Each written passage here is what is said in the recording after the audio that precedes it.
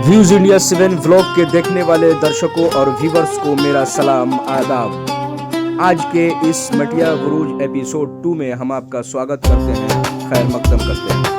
Kolkata series के इस video में हम करेंगे आज मटिया बुरुज की सैर, साथ ही साथ जानेंगे यहाँ का इतिहास, कैसे लखनऊ से आए नवाबों ने यहाँ अपना घर बसा लिया, कैसे लखनऊ बिरयानी में जब आलू पड़ा तो बन गई वर्ल्ड फेमस कोलकाता बिरयानी, यहाँ मुगलों ने आकर क्या किया, कैसे बदला शहर का रंग रूप और कौन कौन सी कहानियां छुपी हैं इस पुरानी गलियों और महलों में। साथ ही मिलेंगे कुछ दिलचस्प तथ्य, रॉयल जिंदगी की झलक और आंखों को मोह लेने वाला खूबसूरत नज़ारे।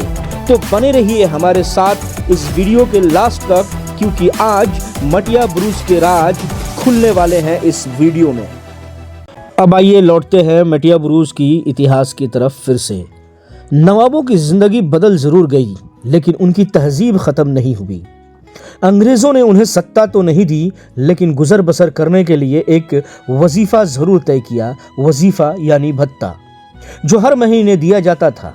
इतिहासकार बताते हैं कि नवाब को रहने खाने, कुछ नौकर चाकर और उनके खर्च के लिए रकम मुहैया कराई जाती थी, पर यह पैसा उनके पुराने नवाबी शान के मुकाबले बहुत ही कम था। लखनऊ की बड़ी महफिलें, बड़े किले, बड़ी रियासतें सब पीछे छूट गए, लेकिन एक चीज यहाँ आकर भी नहीं छूटी, वो था खान पान की रिवायत।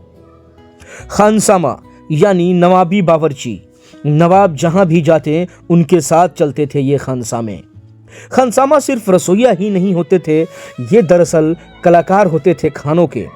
खाना उनके लिए सिर्फ पेट भरने का जरिया नहीं था, बल्कि एक पेशकश हुआ करता था। नवाब खाने के तो शौकीन थे ही, उनके खानसामों ने भी उन्हें अकेला कभी नहीं छोड़ा। मुश्किल दौर था, पैसा कम था, लेकिन इज्जत और स्वाद दोनों बचानी थी। इसी दौर में एक बेहतरीन डिश की शुरुआत हुई, जिसे आज कोलकाता बिरयानी कहते हैं। इस कोलकाता बिरयानी के पीछे एक दिलचस्प कहानी मौजूद है, जिसे मैं अभी बताने जा रहा हूँ। कहा जाता है कि जब मटिया बुरुज में नवाब बसे तो पहले जैसा गोश्त हमेशा उपलब्ध नहीं होता था। खानसामों ने सोचा अगर गोश्त कम हो तो बिरयानी का मजा कैसे बरकरार रखा जाए। तब उन्होंने एक नया आइडिया निकाला बिरयानी में, यानी उबला हुआ आलू डालना शुरू किया। आलू खाने में मुलायम, पेट भरने वाला और मसाले अच्छे से सोख लेता था। धीरे धीरे ये आलू बिरयानी का हिस्सा बन गया और आज जिसे हम कोलकाता बिरयानी के नाम से जानते हैं। ये वो आलू है जो सिर्फ एक जुगाड़ नहीं था, ये खानसामों की अकल और कलाकारी थी। खानसामा यहीं रुकने वाले नहीं थे, उन्होंने गोश्त को कूट पीट कर नरम किया, पतले पतले टुकड़े काटे, हल्का मसाला लगाया और धीमी आंच पर पकाया, जिसे आज आप और हम और पूरी दुनिया चांप के नाम से जाना करती है। नवाबों का दौर चाहे कमजोर हो गया, लेकिन खानसामों की रचनात्मक और हुनर और भी निखरता चला गया।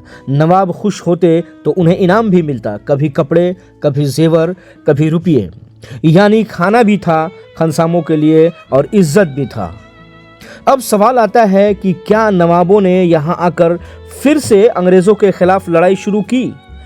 तो सच यह है कि मटिया बुरुज आने के बाद नवाब राजनीतिक तौर पर कमजोर हो चुके थे। अंग्रेज नहीं चाहते थे कि कोई बगावत खड़ी हो, इसलिए उन्हें निगरानी में रखा गया, लेकिन इज्जत के साथ। नवाबों ने तलवार नहीं उठाई, उन्होंने अपनी संस्कृति को जिंदा रखा, जिसमें संगीत, नृत्य, शेरो शायरी और खाना, यही उनकी एक तरह से जंग बन चुकी थी, पहचान को बचाने की जंग। और आज मटिया बुरुज की हवाओं में वही जायके, वही तहजीब, वही कहानियां अब भी महसूस होती हैं।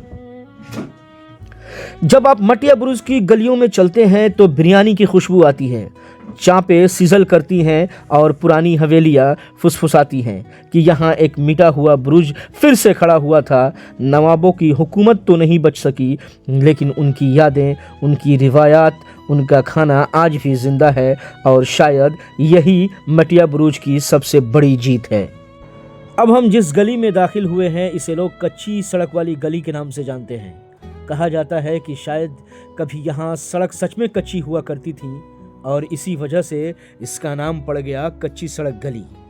आज भले ही सड़क पक्की हो गई हो, लेकिन अभी भी वही पुराना नाम है और इसी नाम में इस गली का इतिहास छुपा है।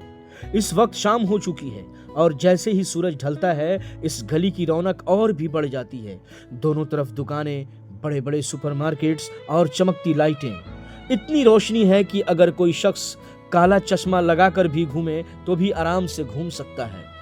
हर तरफ इंसानी हलचल है।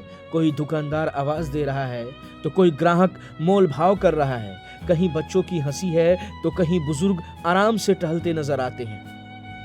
यहाँ हर उम्र के लोग मिल जाते हैं। बच्चे, जवान, बुजुर्ग, औरतें सब अपनी अपनी जरूरतों में मशगूल हैं। कोई सब्जी खरीद रहा है तो कोई ताज़ा गोश्त, किसी को घर के लिए राशन चाहिए तो कोई फलों की टोकरी लेकर जा रहा है। एक तरफ होटल से कबाब और पराठों की खुशबू उठ रही है। धुएं के साथ ज़बरदस्त मसालेदार खुशबू जब हवा में घुलती है तो दिल खुद ब खुद खाने को मन करने लगता है। यानी यह गली सिर्फ बाजार नहीं, एक जिंदा तस्वीर है। यहाँ रोजमर्रा की जिंदगी पूरी रफ्तार से चलती है। सच कहूँ तो शायद यहाँ ऐसी कोई चीज नहीं जो आपको ना मिल सके। खाने पीने का सामान, कपड़े, जूते, चप्पल, बच्चों के खिलौने, घरेलू सामान, यानी इंसान की जिंदगी में जितनी भी जरूरी चीजें होती हैं लगभग सब कुछ यहाँ मौजूद है। और सबसे खूबसूरत बात यह है कि अगर आप दिन भर थक कर आए हैं काम करके या घर में बैठकर उब गए हों तो शाम को बस इस गली में एक चक्कर लगा लीजिए। शोर तो है, हलचल भी है, लेकिन इस हलचल के अंदर, इस शोर के अंदर एक अजीब सा सुकून छुपा होता है। यहाँ आकर थकान जैसे पीछे छूट जाती है, दिल हल्का हो जाता है, चेहरे पे अपने आप मुस्कान आ जाती है। ऐसा लगता है जैसे कुछ देर के लिए जिंदगी बिल्कुल रंगीन हो गई है। इतिहास भी है, यहाँ बाजार की रौनक भी है और लोगों की मुस्कुराहटें भी। मटिया बुरुज सिर्फ एक जगह नहीं, एक एहसास है।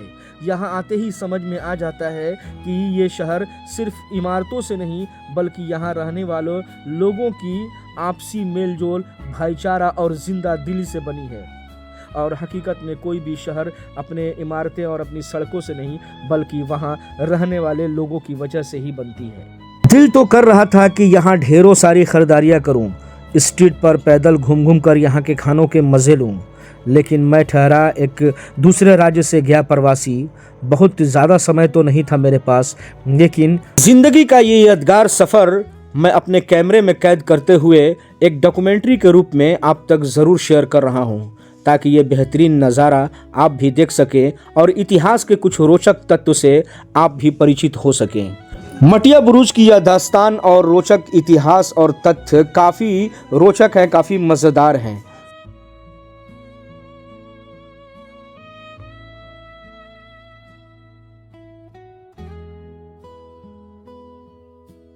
अब यूं ही सड़कों पर चलते चलते, घूमते फिरते मुझे एक बहुत ज़रूरी चीज़ याद आई। मुझे एक लेदर बेल्ट लेना था, तो मैं इधर उधर नज़रें दौड़ाने लगा। मेरी नज़रें यहाँ की कच्ची सड़क गली की एक कॉर्नर पर गई जहाँ पर बेल्ट बिक रहा था।